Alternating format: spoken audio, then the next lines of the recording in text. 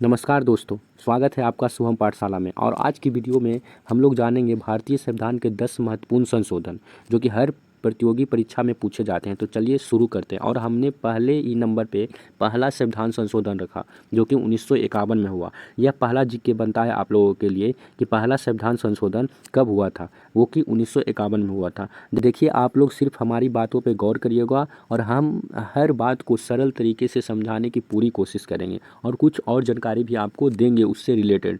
तो देखिए, पहला संविधान संशोधन जो आया है ना, वो 1951 में आया था। संविधान संशोधन में अभिव्यक्ति की स्वतंत्रता को सीमित करता है। यह संविधान संशोधन अभिव्यक्ति की स्वतंत्रता को सीमित करता है ताकि सार्वजनिक व्यवस्था, शालीनता और राज्य की सुरक्षा जैसे आधारों पर रोक लगाई जा सके। यानी कहने का मतलब है कि सभी व्यक्ति को स्वतंत्रता मिला है, पर स्वतंत्रता मिलने के बाद भी उसकी कुछ लिमिट है। यानी कि आपको स्वतंत्रता मिला है तो कोई गलत काम करते नहीं ना चलिएगा जिसकी सुरक्षा संकट में पड़े। आप शालीनता से रहिए, आप सार्वजनिक व्यवस्था की वाली जगहों को नुकसान नहीं पहुंचाए। इसीलिए आपको स्वतंत्रता को सीमित किया गया है। यह संशोधन खासकर जमींदारी प्रथा को समाप्त करने और आरक्षण को कानूनी रूप के लिए किया गया था।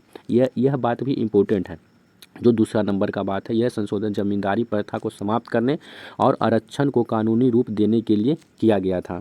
देखिए गाइस, अब हम लोग दूसरे नंबर पे रखे हैं सातवां संविधान संशोधन 1956। अब देखिए गाइस, इसके बारे में आपको हम थोड़ा सा विस्तार से बताते हैं और आप थोड़ा विस्तार से इसको समझने की कोशिश करिएगा। देखिए, सातवां संविधान संशोधन 1956 के तहत भाषाई आधार पर सभी राज्यों का गठन हुआ और साथ में राज्यों और केंद्र शासित प्रदेशों की नई परिभाषा दी गई। अब देखिए, भाषा की जो चर्चा है अनुसूची 8 में है, इसकी आपको पता होना चाहिए। अब देखिए, भाषा के आधार पे सबसे पहला जो राज्य बटा था ना, वो मद्रास था।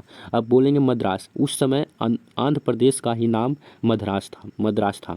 ये जो इसका भाषा के आधार पे गठन हुआ था ना, इसका 1953 ईस्वी में ही हो गया था। और इसका महत्वपूर्ण कारण यह था, इसके एक प्रमुख नेता थे, आंध्र प्रदेश के एक प्रमुख नेता थे जानी पहचाने, जिनका पेटू श्री रामलू नाम था। पेटू श्री रामलू ये जो कहा कि ना कि ये बोले थे भाषाई आधार पे अपने राज्य का, आंध्र प्रदेश का बंटवारा करने के लिए। परंतु उस टाइम पे एसके धर समिति और एक थी जेपीवी समिति जो कि 1948 ईस्वी में आई थी।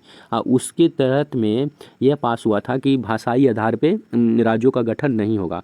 परंतु 56 दिन के उपवास के कारण, मरने के कारण लोगों के पे, सरकार पे, भीमराव अंबेडकर पे, सरदार वल्लभ भाई पटेल पे दबाव बढ़ने लगा। इसी कारण उन्होंने आंध्र प्रदेश को 1953 में बांट दिया, यानी राज्यों का गठन कर दिया भाषाई आधार पे। और उसी टाइम पे 1953 में ही फजल अली आयोग आया 1903 में, और इसने 3 साल बाद यानी 3 साल बाद अपना विचार दिया, यानी 1956 में।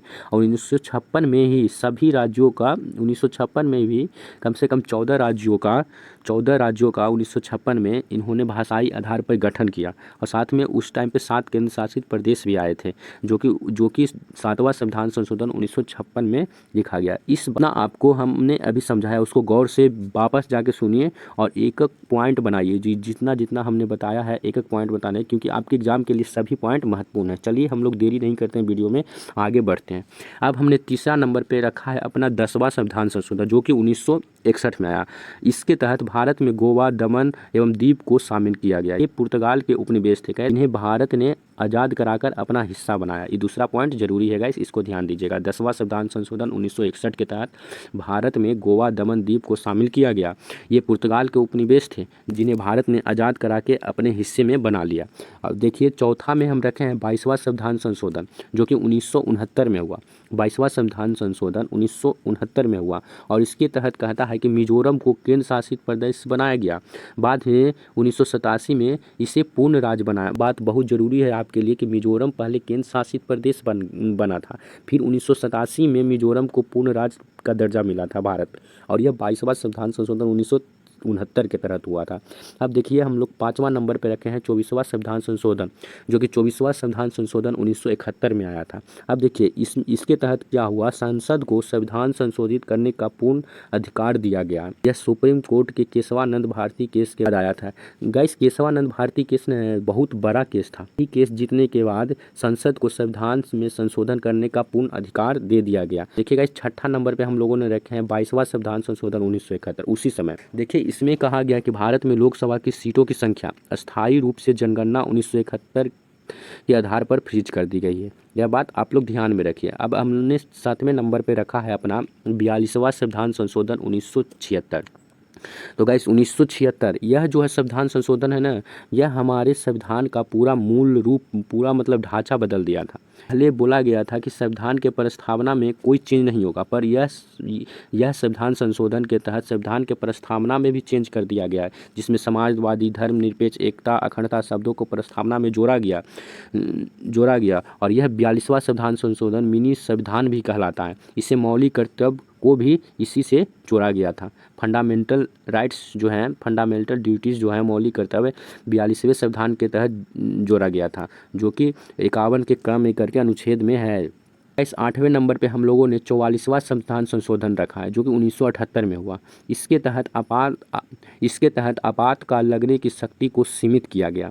राष्ट्रपति अब सिर्फ कैबिनेट की लिखित सलाह से ही आपातकाल लागू कर सकता है, यानी कि कैबिनेट की जब भी लिखित सलाह है तभी राष्ट्रपति आपातकाल लगा सकता है, क्योंकि आप जानते हैं कि जब राष्ट्रपति आपातकाल लगा देगा तो उसके पास सब पावर राष्ट्रपति के पास ही आ जाता है। पर इसके तहत जो 44वां संशोधन के तहत राष्ट्रपति को भी बांधने की कोशिश की गई है।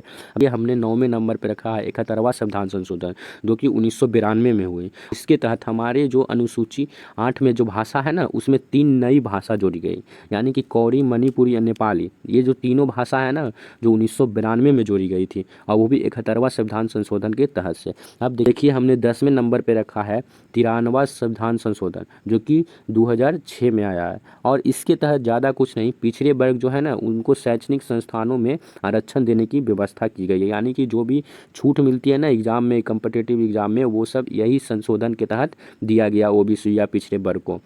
तो भाई अब अंतिम बात, तो ये भारतीय संविधान के 10 सबसे ज़रूरी संशोधन थे। अगर आप इन्हें ध्यान से याद रखते हैं तो कई सवाल का जवाब आसानी से दे सकते हैं। वीडियो पसंद आए तो लाइक करें और शेयर करें, और शुभम पाठशाला को भूलें मत।